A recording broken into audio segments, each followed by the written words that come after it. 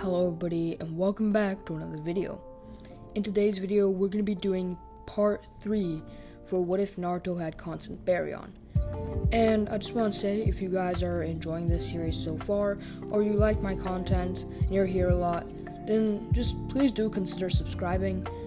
It really does mean a lot to me. I know you guys hear this from every single YouTuber, but I mean, it is really crazy. So just to imagine getting so many subscribers, I never would have imagined having as many subscribers as I do have now. So yeah, I just want to say that. But I don't want to waste your guys' time too much anyway. So let's just get right into this video.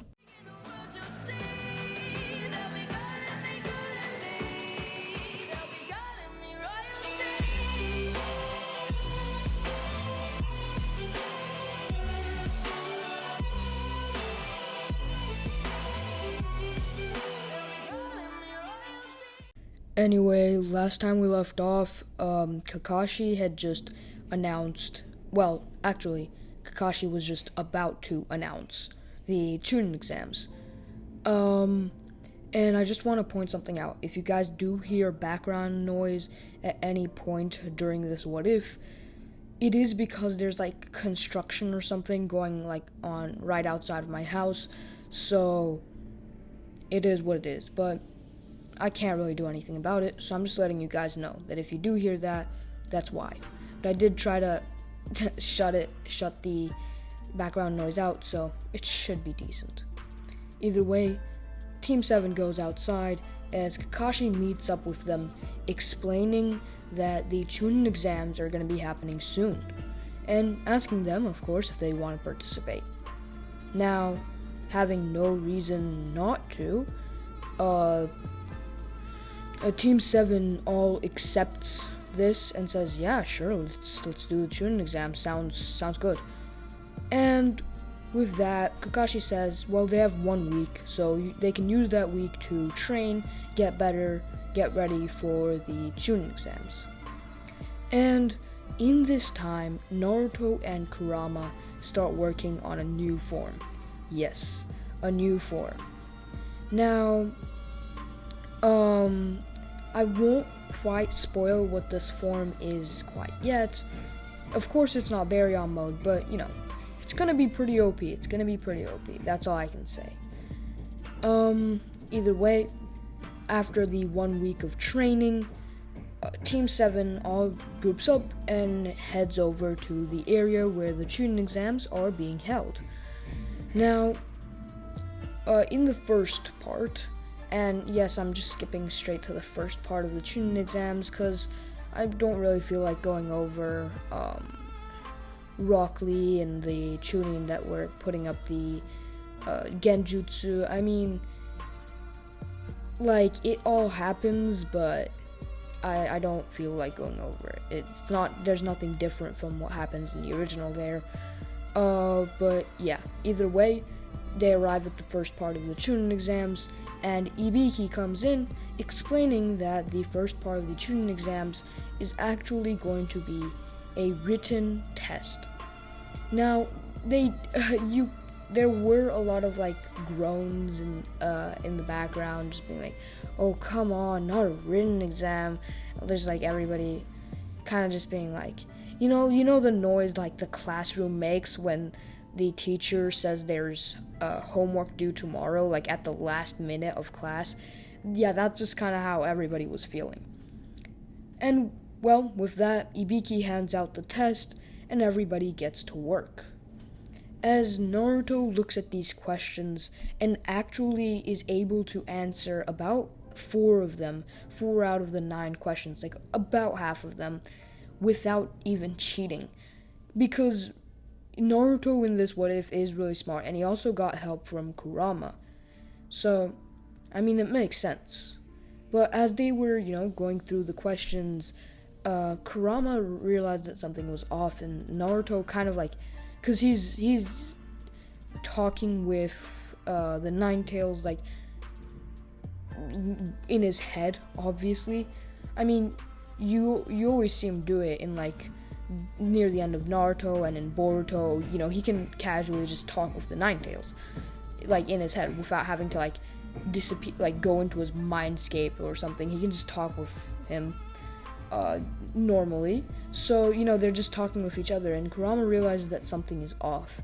Naruto asks what it is, and Kurama says that these questions are way too hard for Genin, and, it's just not normal that they would give these sorts of questions to someone trying to become a Chunin, because even a Jonin could possibly have difficulties with this.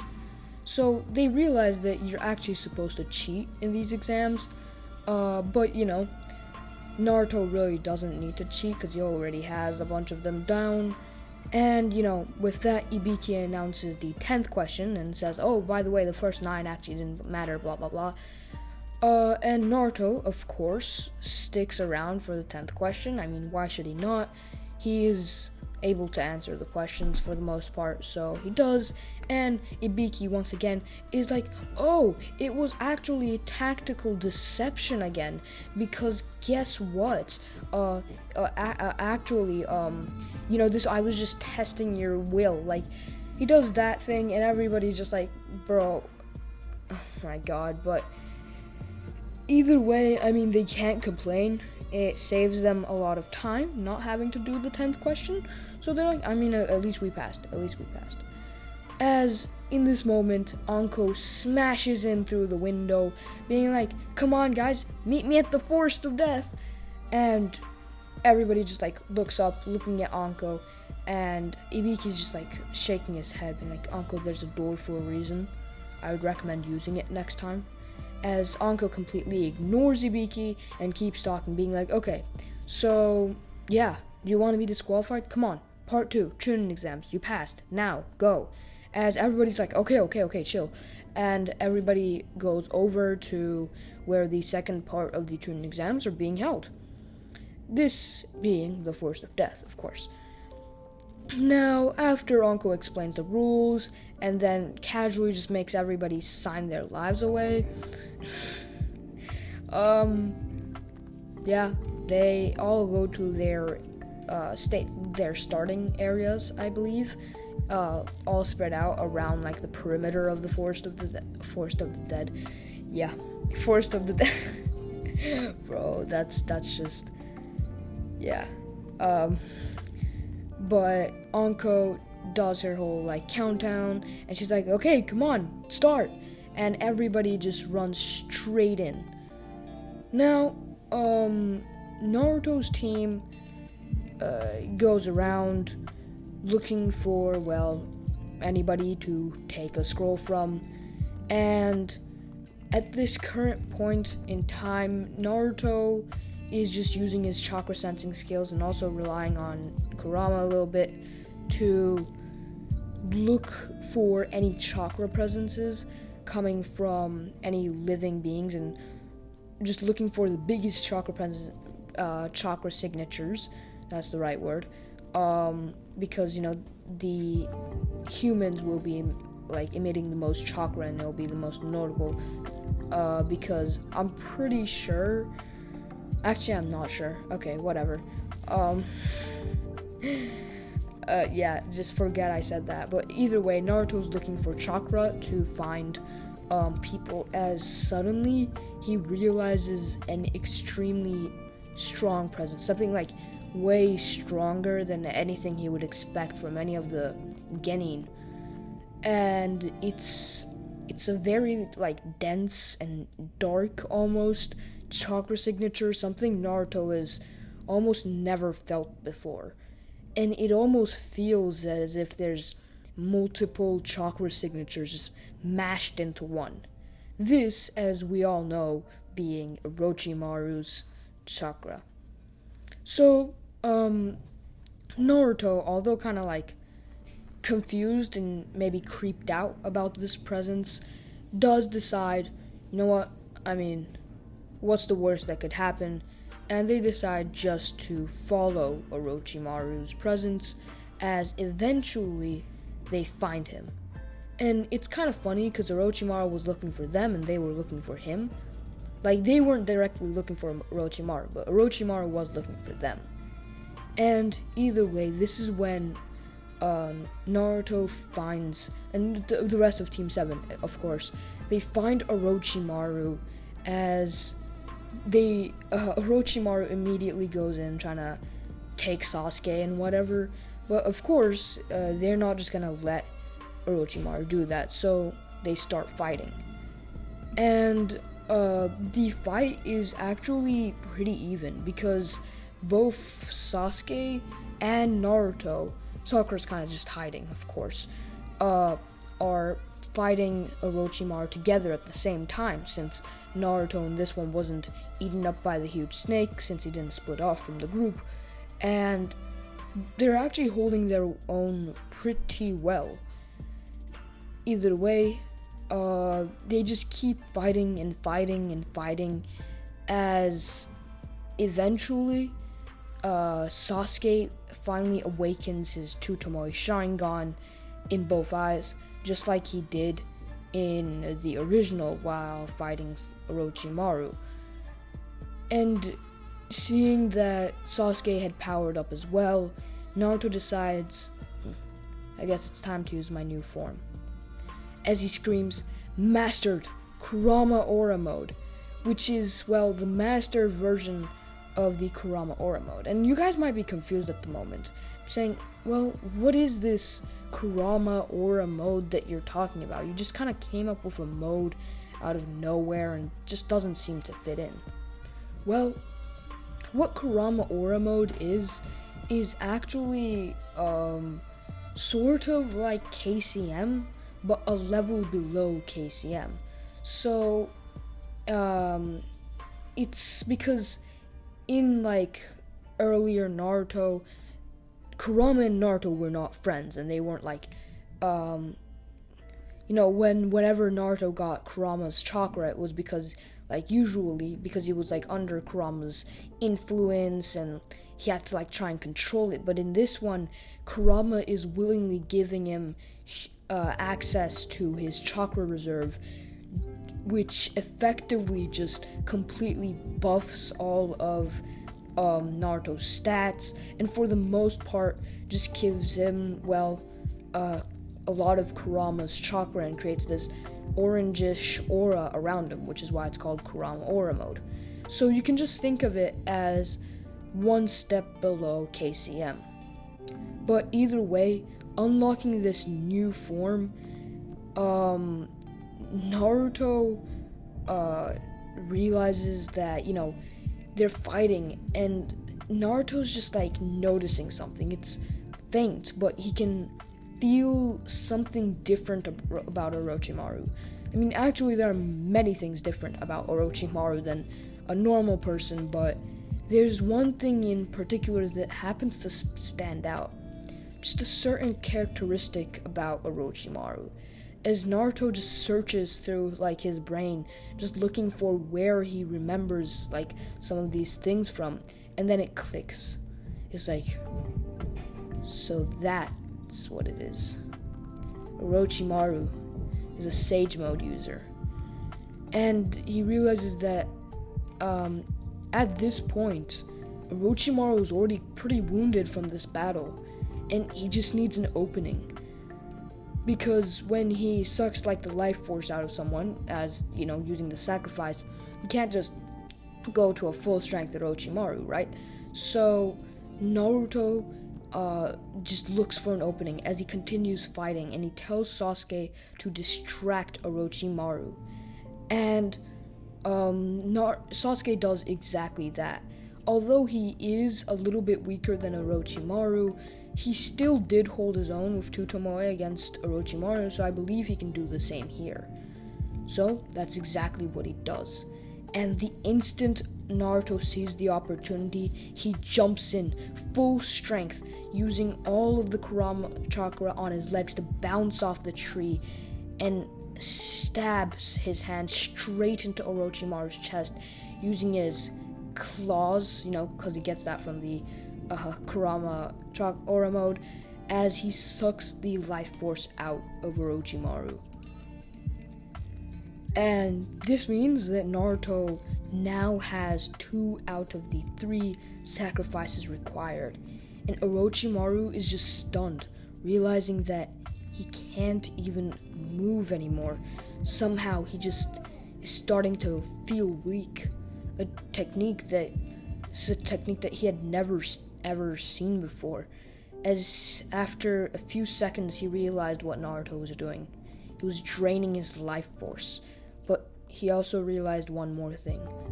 There was absolutely nothing he could do about it at the moment, as Sasuke was holding him in place while Naruto was just sucking all of the life force out of him. As Orochimaru says, "You got me this time, but next time I will come back prepared." As his body drops over, dead. Now Naruto has no idea what he means by "I will come back stronger next time and defeat you," because Orochimaru just died. And yes, that is true, but as we all know, Orochimaru can come back to life. Only this time it will be even harder for Orochimaru to come back to life because Naruto kind of like drained his like entire life energy and his like soul. So this makes it a lot more difficult for Orochimaru to just come back normally, which is great because this means that the Konoha Crush will not be happening, as like the only person there is to lead it. Orochimaru was pretending to be like the Kazekage and everything, so since Orochimaru is now gone, this means that the Konoha Crush will not actually happen. Either way, Naruto realizes that Orochimaru did have the scroll they were looking for, and taking that scroll, they, took the scroll and went off to finish this part of the Chunin exams at not nearly record speed, but an incredibly impressive speed. They fought Orochimaru for like probably about 30 minutes or an hour. The battle wasn't really that long, I must say. So assuming they were also running through the forest for about 30 minutes to an hour before finding Orochimaru, it's pretty safe to assume that and the entire going to like the finish line or whatever it's called, I mean, it probably took them about like 2-3 hours, right? Which is actually a very impressive time. I mean, in the original it took them like over a day, so yeah. And after waiting for everyone else in the Chunin exams to finish as well, and the people who couldn't finish to get eliminated, Hiruzen came and did his entire speech about like the will of fire and how too many people passed, and saying that they're going to be having to hold preliminary rounds because, well, too many people passed, and they have to have less people pass. Now, very little would change about the preliminaries because Sasuke would be able to destroy Yoroi even easier than he did in the original. Yoroi being, that Orochimaru's like helper person who could steal chakra, which is an incredibly OP ability. He just kind of wasted it.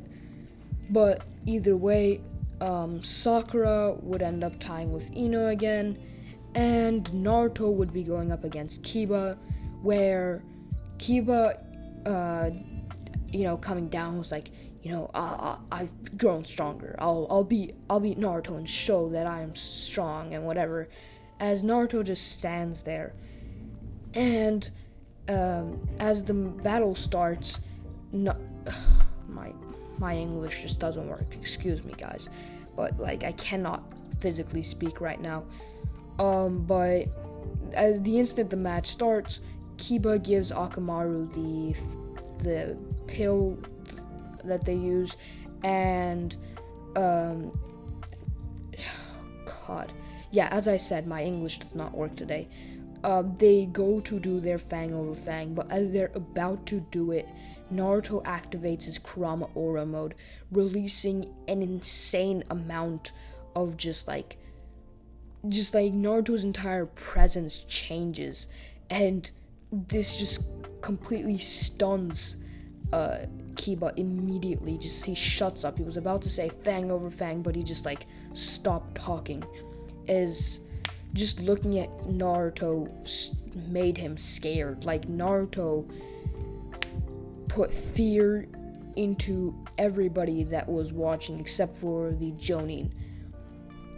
And this was because of course, Kurama's aura just being so intimidating, as Naruto did his slow and dramatic walk towards Kiba, as he just stood still, being like, trying to move, but also sort of not being able to, just because of like the pressure, because Naruto was like sending out his chakra and just using that chakra just to not keep Kiba down, but just creating a lot of pressure in the air, and Kiba just couldn't move.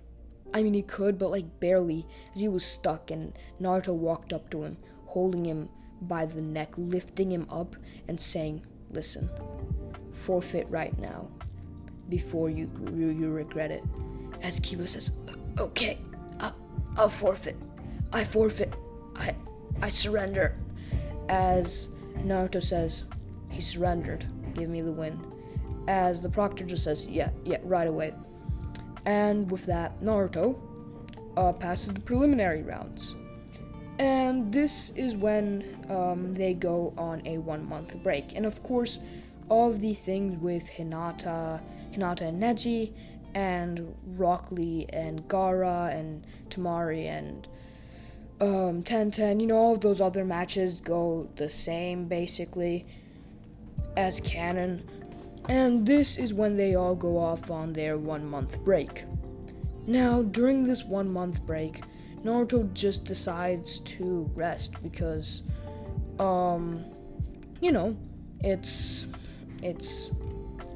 a 1-month break. He could train, but he doesn't really need to, so he won't train.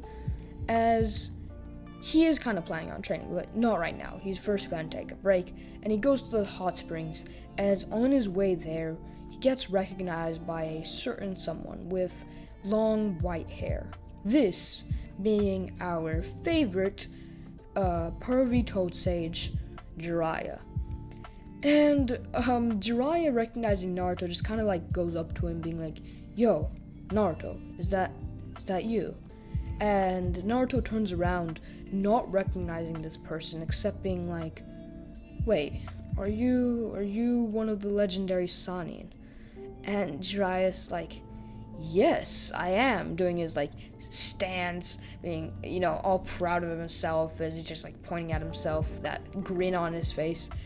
And then he just kind of like goes back to the conversation and is like, "Well, Naruto, I do have to say something to you." And although Naruto is kind of confused how this person knows his name, Jiraiya explains how he's Naruto's godfather and all of the other stuff, and Naruto's like, "I mean, cool, okay, I'd love to train."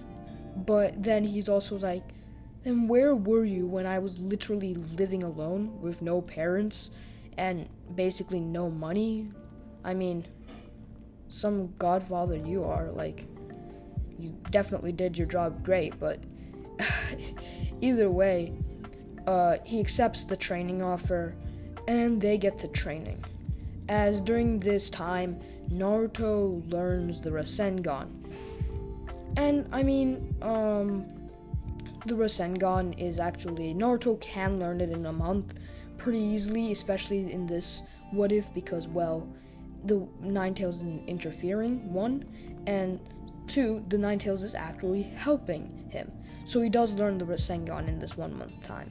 And Jiraiya also offers to help Naruto do the Toad Sage summoning, like become like a Toad Sage, do the Toad summoning, but Naruto declines, saying that he doesn't need that because eventually he'll be powerful enough. Like he's oh god, again my English, but he just says that he doesn't need Toad Sage mode because he has a more powerful mode, like something more powerful in mind that he's aiming for. And you guys are like, wait, but why doesn't he learn both Sage mode and baryon mode? Well, from what I know, when Naruto used baryon mode in Boruto, he wasn't actually using it with Sage mode. So when you use baryon mode, you use baryon mode, not like baryon mode plus Sage mode. Is it possible? Possibly. It might be possible, but I am not here to like bend the rules of Naruto and kind of assume what could be this what if is kind of literally me doing that, but I just want to not do it more than I need to. But yeah, either way, Naruto comes to the end of his 1 month training and heads off to the final part of the Chunin exams. And that is where I'm going to be ending off this episode. So, if you have made it all the way to the end, please consider subscribing and liking. The next episode for this should be coming out in 2 days. I mean, tomorrow no upload, and the next day, yes, upload. You guys know the deal. And yeah, see you guys next time. Goodbye.